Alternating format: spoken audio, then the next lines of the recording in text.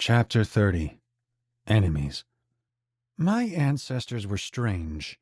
This is not a debate-worthy statement, far from it. I say thus in light of the fulfilled conditions and indispensable prerequisites of satisfying my quest. The key was not in a tangible form until I, the incarnate of Parias, obtained the remaining complementing artifacts. Furthermore, I was required to ingest a peculiar fungus situated within a lone island scorch zone which held some sort of genetic trigger that solely reacts to my distinct molecular signature. The key was clandestine within me for the entirety of our epic, and likely since the onset of my life. I simply need to be verified by the obscure arrangements he, and in a sense, I, left in place. Parias was fastidious and strict with his parameters to deter any malevolent or inquisitive seeker from somehow obtaining and misusing the key. And I suppose he had a team of sorts, a company, a pack, Fossima and the Wolf Queen for starters. Without them, the map and fan could not have come into being.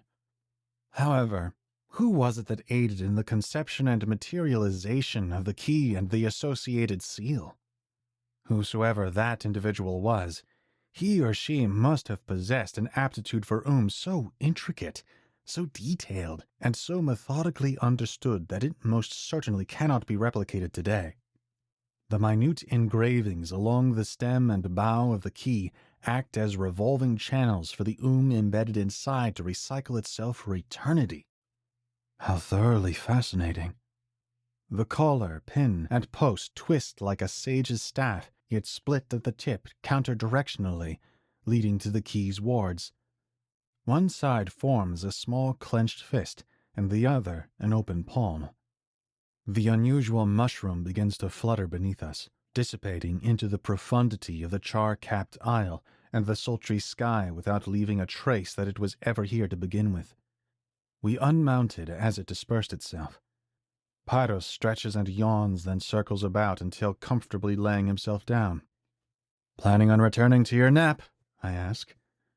"I've fulfilled my duty. My spirit is tethered to this realm only by this. And now that my obligations have been satisfied, I must return to where I belong, and that is with the ghost of my master. From there I shall keep watch over the element of fire, as is my prime duty." Pyros replies as he begins fading into a mirage-like transparency. The last funnel of Saw's light shutters along, following the egress of the defender of the key. "Thank you, Pyros. I shall carry your flame with me for so long as I live." I smile and bid the affable beast farewell. Behind us, the hard stone plates of the island begin shifting and disbanding until an orifice is revealed. Ascending from the perfectly rounded aperture are magnificently patterned, inlaid stair-steps, rising higher and higher without end. The steps are suited for giants, twice or thrice our size. They seem to be infinitely reaching, yet after several minutes, the structure at last comes to a grinding halt. Though my Drakeen eyes are engaged, I cannot see its pinnacle. It may have even broken beyond the firmament of our world. Saba stares in an impassive incredulity, stunned into a state whereby his emotions are stolen from him, for he knows not what it is he ought feel nor think. He is yet to utter a word. "You're not going to suggest that we do not fly this time, are you?" I wryly say to him. I turn my attention back to the key, which has not withdrawn beneath the surface with the decomposed fungi. Its grandiose contour and its enchanting brightness tempts me to receive it. And thus, I bend and reach to pick it up, but to my surprise, the key is inconceivably heavy. "And by what means do you suggest we fly whilst carrying that?" Saba finally responds. "This cannot be another test, can it? I am assuming the staircase leads to the seal, and I have to somehow lug this preposterously cumbersome key to the top. Something tells me that I must carry this up there on my own," I say whilst wearing a frown, then pursing my lips. Saba smugly nods. "I will accompany you, but I imagine you are right. I cannot aid you. I am not the incarnate." He knows it is my duty and mine alone, and that any respectable warrior would withdraw their hand in such circumstance when his companion is faced with a solitary trial of vigor. I attempt to manipulate the key's mass with my weightless command in hopes for some degree of advantage, but to no avail. This thing is at a minimum the weight of 10 of me, and whilst in my Drakeen form. This is saying much, as I am considerably denser than when at my base being. With nothing else proving fruitful, I am tasked to resort to brute physical labor. I strain just lifting the key from the ground, squatting down and employing the sinews of my legs, my back, and both of my arms. Wobbling to the exalted staircase, I heave and take my first step up. 10 steps. 20. 100. 1,000. 1,117. 1,118. I raise my head for the first time since what seemed like the 20th step in hopes to gauge a meaningful progress. I wish I hadn't done that. The top is still nowhere in sight, and the key only feels heavier with each step. Rest, En. There is no shame in recomposing yourself during a trial as significant as this. Saba is awfully and rather uncharacteristically considerate right now. Nonetheless, he is right. I lay the key down and sit to catch my breath. Here, eat this. I understand your race has no need for meat, but the nutrients ought help you replenish yourself quicker. He unwraps a piece of what looks like an animal's spleen. I cannot, Saba. I am sorry. I respectfully decline. Our bodies are different. We cannot digest the nutrients from flesh. Only fruit, light, and water may replenish us. Suit yourself. He takes a bite of the uncooked flesh, rewraps it, and tucks it away. What sort of animal was that? I ask, never allowing my curiosity to remain dormant for too long. No animal. A neck. A neck? Yes, a neck. What is a neck? Excuse my uncultured negligence, I reply. He assumes I know more than I do. Saba sighs as though I have asked him to explain a rather complex matter of sorts. A neck is a Tamasu from Hardar. His genetic ability grants him aggressive regeneration, even when his body is dismembered into thousands of pieces. A decade once came where a long drought brought food scarcity for the natives of Hardar, the great city of Jade. This festered much uncertainty in whether or not hunting alone would suffice for food, since the crops would not grow, and there was little for our livestock to graze. The saving oasis to their west was laid barren, and the mountain ranges to their east made drawing resources from the Sutama jungle far too strenuous a journey for it to serve as a perpetual source. Anek dedicated his body as the ultimate sacrifice for his village, a bold and physical declaration of infinite abundance. Each villager was granted a piece of his flesh. So long as they did not consume it in its entirety, it was guaranteed to grow back. Anek lives through many pieces today. His eternal commitment towards his kin and village was exploited, however. Neighboring towns and villages began to raid Hardar as to claim their share of this newfound abundance. And since it was that capital was declining, the Baron of the city could not afford to keep their soldiers and guards sufficiently compensated to deter such attacks. You see, my Omani friend, though we have a matriarch who sits as our greatest sovereign, we yet fragment under pressure and the scrutiny of harsh times. Some of Hardar's natives simply traded half of their peace in order to avoid conflict. This was a boundless betrayal to Anek, who had hoped that once the drought had ended that the villagers would return all of his pieces together so that he could be born once again. The scattering exodus of his flesh ensured that this would never occur. For pieces of him to be entrusted to outsiders, and with no incentive of return, was a mistake. But it was either this or fend off the constant threat of pillage. They paid up. Today, Anek is said to be spread across all of Oma, being traded and consumed endlessly as a highly valued commodity, delicacy, and for some, even a store of value. So eloquent an explanation for such a bittersweet backstory. For one to sacrifice himself for the greater good, and then succeed, only in turn to later be abused well past his giving point, is a terrible pity. Anek's altruism has rebounded against his favor, proving an all too true tragedy of compassion. The drought has long receded, no? I ask him. It has. Then why do you still keep Anek with you? I scold him. Say that I return him to his village. Do you honestly believe that every other Tamas in possession of a piece would miraculously do the same? Anek bet on the empathy of our kind and against our greed and very hunger.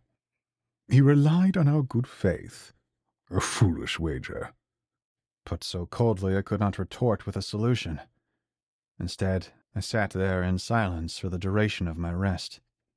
After some hours, I signal to Saba that I am ready to continue. 1119, 1120, 2010, 2011. The muscles in my forearms, calves, and thighs are all torn. I am at the brink of my physical limit. Why would pariahs conduct such a trial? I understood the hardships and obstacles involved in obtaining the artifacts, but this is overly extensive and after the fact. Ought I not make it in time, whensoever that is, I will be of no use in combat against Tiamatsu. Not like this. The key slips from my grip, landing before me atop the 2012th step. I collapse to my knees in a crumpling exhaustion. Saba, I cannot go any further. The defeat in my tone is unmistakably thus. Defeat. He studies me up and down. I am prepared for his beration. Let it fall as harshly as it will, I care not. I am at my end. Then rest again, he says to me. To my astonishment, he does not belittle my strength, drive, or lack of pride, all of which provide the perfect attack vectors for him. It would matter little. My muscles are shot. My womb is nearly depleted. He raises his hand to signal I need not go on. Rest, he insists again. I look him in the eye. He is determined. He believes I can finish this. Turning myself around, I droop my shoulders loose and press my back flat against the wall of the next step. At last, sliding to the floor, my legs extend wide. I sigh deeply. All right, then. Tell me another story of your race. To pass the time, of course. Tell me more of your culture or of any distinctive abilities you've come across during your travels. Legends, myths, truths. Anything to take my mind from the pain in my arms and legs, I plead with him. He sits, patting and rubbing his beard in contemplation, and does not respond for a few minutes. I do not interrupt him. He finally speaks. Pluramina. Yes, I will tell you of Pluramina. Through the pain, I brace myself in what little excitement I can bear. He continues. Pluramina was a rare specimen amongst our ilk. She was birthed into a minuscule stature and stayed the size she was born well into adulthood. She possessed a neural ability that allowed her to manipulate the minds of others, dictating what they saw, heard, and experienced. Notwithstanding such talent, she was of no practical use in battle, as she had the prerequisite of physical contact with her subject in order to deploy her skills. Thus she was overlooked. In spite of a commanding general who refused to recruit her, she slyly manipulated the minds of him and his rank, making them believe they were given a secret mission by the queen herself. Their assignment was to assassinate EVR, for reasons they were not given. Nor did they ask for one, for if the queen wills it, it shall be. Of course, this would prove to be a grave endeavor, and that it was, for it led a battalion of 40 Tamas to their massacre. When Eviar asked why they had come for him, their response, as instructed by the Queen, or Pluramina rather, "I've come to relieve you of your position as the mightiest Tamas." The general bellowed this, but his being surrounded by reinforcements did not support his proclamation. For if one is to claim such a title, he need do so in a fair duel. As poorly spoken as it was, this was to persuade Eviar that his fellow general was under no duress, and that the incentive to kill him was his alone, for honor and glory, though by unjust advantage and lack of parity. It is told that the affronted Eviar eradicated the whole lot of them with ease and impunity. This continued with more and more generals convinced to attack Eviar. The dilemma soon caught the attention of the Tamas race as a whole, from the capital to the most inconsequential of villages. There was little chance that our world would simply believe that allied generals would willingly and suddenly seek battle with one of the most revered Tamasu in existence, the bloody warmonger, and lead commander of the Tamas army, the undying brute, the king of combat, without some sort of compulsion. You saw for yourself his vigor, tenacity, and mastery of battle. It was a death wish. They were all slain. Someone was using Eviar as their disposer, and he was beginning to catch on. Pluramina took heed. She inflicted more damage to the Tamas army than it's seen since the First and Second Great Wars, not by death count, but by rapid disorganization and confusion. Trust between generals and raiders was dwindling.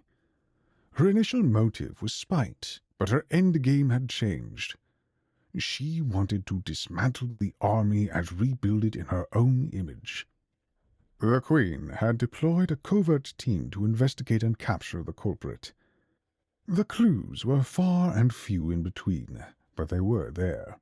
Hints such as the accounts of who the generals last spoke with, their final words, patterns between the incidents, and so forth. In search of these, they scoured sea and land for any indication to the where and the who. The special team finally caught up with Pluramina. She was apprehended and knocked unconscious before she could attempt to control her abductors. Later that night, she was shaken awake before the Queen. For such horrendous crimes, you would think the Queen would have had her executed, and with an audience for show. Yet, that is not what had happened. Pluramina was instead banished from the kingdom, not to set foot on Tamas soil again. And this was even extended to Bota Kesh as a whole. Tamas all over Oma were agitated when confronted with word of the verdict. It had made no sense for her to walk free. Some weeks had gone by, and the tensions were beginning to settle. The Queen finally made a statement. She said, "I did not banish Pluramina. Pluramina banished herself." She manipulated the Queen, I yell in my epiphanic conclusion. "This is what is believed, yes," Sapa replies. Amazing! What is your Queen like? I ask. "She is old. She is our mother." So it's true. Really true. The Damas Queen is the originator of your race. She yet lives. The spur of the moment leads me to a blissful forgetfulness of my exhaustion. I am immersed in Saba's story and everything he has to say of his kind. "This is what is believed," he says again before proceeding. "If you are asking for sturdy evidence of the claim, then we have none." Saba's countenance dims as he says this. Is Pluramina still alive? I pivot the subject back towards the impressive trickster to avoid offending him. He does not seem keen to speak about his queen. "There is no telling." His tone is yet low, quiet, and no longer fully present. 2,990. 2,991. Every part of my being aches, yet I am numb to it. Numb to it, not by absence of physical sensation, nor numb to it in the manner I was numb to our journey when trekking through the swamps after departing from Malice Penitentiary. No, I have become impartial to my ails.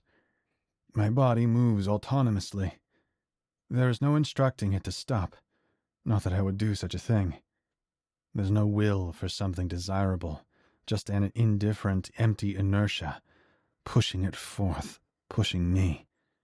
I could collapse into dust at any moment, or I could continue forever. Neither scenario troubles me. The borders of my being are no longer discernible from the rest of the world. I am as an element without will, moved by something greater than I. I am one and all. I am none, and yet I am. Saba shakes me from my delirious haze. We have ascended to such an altitude that the demarcation between the joining line of the dark and vast ocean and the lofty firmament has become indistinguishable. They blend in a neutral blur. The moons, Sedril and Vespok, though somehow unrefused by Tiamatu's veil, are larger than I had ever witnessed before. The sight is magically captivating, though it is ominous and somehow forewarning, their crossing moonlight enchanting, the mucked sky threatening. Fortunately, the prior, so much so encouraging that the inspiration is ever so slightly fueling me, bringing me back from the dead. Look. Saba points upwards. The stair ends at the 3,000th step. What they lead to is a divinely designed platform, crafted with a granularity of detail so precise, so extravagant, that it compels tears to my eyes. There is no fighting, no denying the salty stream solicited by such a lure. The beauty alone is amazing, yet it is not the full brunt of the force enticing these rivers. What I see before me is just a spectacular cloak of domed structures, gilded and trimmed, arched and patterned, incensed and hallowed. The true prize is beneath its lustrous brilliance. That is, the significance of the sum of our odyssey, fallen down before us as though a gift from the heavens, not quite earned, but imparted for our efforts nonetheless. And even this feels as though a glimpse of it. It is imparted, insofar as we have met the giver halfway, and whosoever he is has stretched his hand forth for the remainder of that which we cannot trek ourselves. I cannot attach any meaningfully accurate words to it. The totality of our endeavor converged into this moment. Its fine arrangement and golden construct run parallel with that of the artifacts. All of them more golden than gold itself. The excellence of it does not stop there. Every corner and crevice of the structure appeals for my praise, though my praise could add nothing to its perfection. At the center of it, there is a massive doorway emboldened with gems in a variety of colors from across the spectrum of named and unnamed. It shines in tints and shades I have never beheld. Upon approaching the gate, there hangs in front of it an ornament anchor with 5 rings running down its stem and 2 about its wings, much like that branding marked upon the Salvadaya. This is a prison? A seal? For the god of suffering? I had crossed the final 9 steps without even noticing them. The beauty of the sealing gate strikes me and gravitates me towards its pearlescent awe, guiding and lifting my advance. I stand here, at the summit of these heavenly steps. At the finish of our menacing pilgrimage, I stand holding the treasure of our journey forth, aimed at the magnificent lock. Everything ends here. The finale. The conclusion. Here I finish the task of my ancestor. I put to rest evil before it is given a chance to awaken. Here I slay the promise of malice. Here I prove to myself and to all that unity of Omani and Tamas is achievable. More so that it is practical, and that it is good and it is robust. Here, I determine my worth as the reincarnated hero of my kind, Parias, the Omanu whose name stood the test of time to a point when his feats were considered exaggerated legends. Here, I revive them and throw the claims and allegations of their illegitimacy into the fire of truth. The heavy click of the lock when I insert the key sends a jolt of confirmation through my spine. A confirmation for all of these things. Saba drops to his knees, placing his palms upon the base of the structure. What is he doing? A faint rumble, quick as lightning, shoots from the vicinity of the tile he's come into contact with, then into the wall of the gate, then into the gate itself, and finally, into the key. Saba forces the key left. I am frozen in my shock. I either feel the stillness of nothing, or the weight of everything halting before me. As I open my eyes from the mere blink of disbelief, I find myself free-falling, head first back into Oma, the right side of my face stinging in pain. Saba must have clobbered me. Couple this with my exhaustion, and I can feel my consciousness lapsing. Here is where I have lost. Here is where I am damned.